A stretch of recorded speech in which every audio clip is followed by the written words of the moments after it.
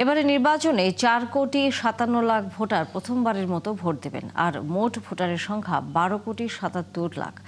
কত শতাংশ ভোট পড়লে সেটাকে গ্রহণযোগ্য বলা যাবে তার আইনি বা প্রচলিত কোনো ভিত্তি নেই। বিশ্লেষকরা বলছেন 60% বেশি ভোট কাস্টিং হলে সেই নির্বাচনকে খারাপ বলার সুযোগ কম। নুরনবী সরকারের প্রতিবেদন। এখন পর্যন্ত 12টি জাতীয় সংসদ নির্বাচন অনুষ্ঠিত হয়েছে।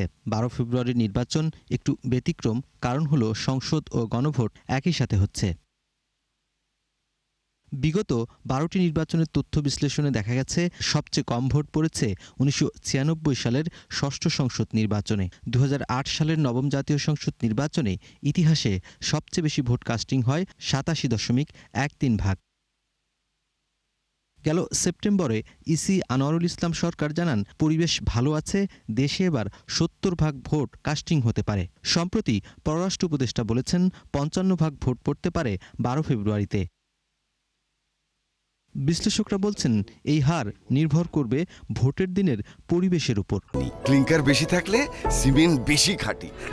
আনোয়ার সিমেন্ট হয় তাহলে এটা জাতীয় ও আন্তর্জাতিকভাবে গ্রহণযোগ্য নির্বাচন হিসাবে বিবেচিত হবে। কারণ বাংলাদেশে আপনার যে নির্বাচনগুলো নিয়ে আমরা কম বেশি মনে করি যে এগুলো গ্রহণযোগ্য নির্বাচন, 91, 96, 2001, 2008, এই নির্বাচনগুলোতে ভোটিং টার্ন আউট আপনার 70% মোট বা তার উপরে ছিল।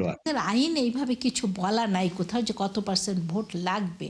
তারপর স্বাভাবিকভাবে ধরা হয় যেহেতু 50% হলে সরকার গঠন করে 380-র মধ্যে, তার মানে ধরেন যে 50-র উপরে ভোটটা পড়লে সেটা মোটামুটি গ্রহণযোগ্যতা পায়। আওয়ামী লীগ ছাড়া দ্বিতীয়বারের মতো জাতীয় সংসদ নির্বাচন অনুষ্ঠিত হতে যাচ্ছে বাংলাদেশে।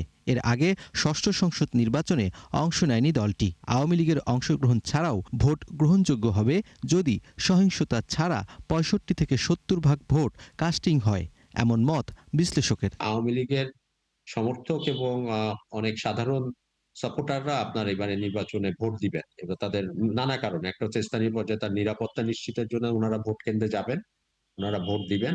এবং আওয়ামী লীগের হয়তো একটা অংশ ভোটের কেন্দ্রে যাবে না, কিন্তু আমার ধারণা যে একটা বড় অংশই আপনার ভোট কেন্দ্রে যাবেন নানা কারণে। তাদের ভোটাররা আমার কাছে মনে হয় যে যেহেতু তারা এলাকায় থাকে, তাদের ব্যবসাপাতি হোক, চাকরিপাতি, তারা ভোট কেন্দ্রে যাবে এবং ভোট দেবে তারা তাদের পছন্দ। এই ভোটটা যে একদম কোনো একটা দলের পক্ষে যাবে এটা বলা খুব মুশকিল।